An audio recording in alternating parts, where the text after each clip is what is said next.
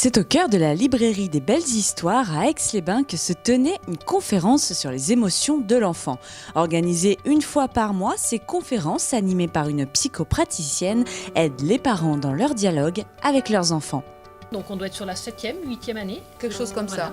ça. Un jour, je viens ici à la boutique avec ma voisine, qui est institutrice à Aix-les-Bains.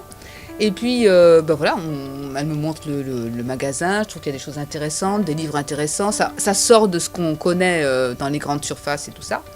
Et puis, on commence à discuter avec Corinne, parce qu'avec Corinne, on discute très facilement et beaucoup.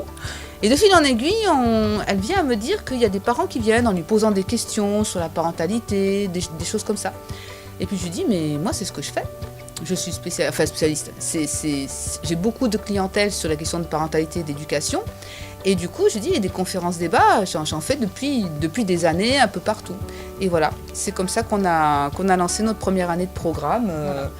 On s'est dit, il y a peut-être peu de chances pour que ça fonctionne, parce qu'est-ce que les personnes que l'on rencontre, que l'on croise dans la journée, vont oser le soir, entre guillemets, se mettre à nu pour parler donc de leurs petits soucis qu'elles peuvent rencontrer au quotidien dans l'éducation des enfants. Et c'était un challenge, on y croyait moyennement et à notre grande surprise, la mayonnaise a pris tout de suite. Ouais.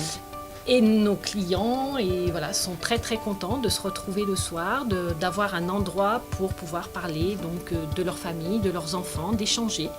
Et comme dit Iris, c'est 2 heures où vous posez vos valises à l'entrée et ce sont 2 heures pour vous. Et vous laissez tous les soucis dehors et vous repartez avec plein d'outils pour redémarrer sur quelque chose de meilleur. Alors ce soir, j'avais invité les gens à explorer quel est le message que vient donner l'expression d'une émotion. Et puis, surtout les émotions qu'on n'aime pas, qu'on aimerait vite arrêter, comme la peine ou la colère ou la frustration. Derrière ces émotions, il y a un message qui est passé et l'idée c'est de décoder ce message, de le comprendre, de façon à pas simplement vouloir arrêter une expression qui semble faire souffrir l'enfant ou qui nous dérange nous, et aller dans quelque chose de plutôt constructif à partir de ça. Bon, la question des émotions, maintenant, c'est bon, tout le monde est d'accord sur le fait que ça veut dire quelque chose, que c'est important, mais à vivre au quotidien, à gérer, à accompagner, là, c'est pas forcément évident.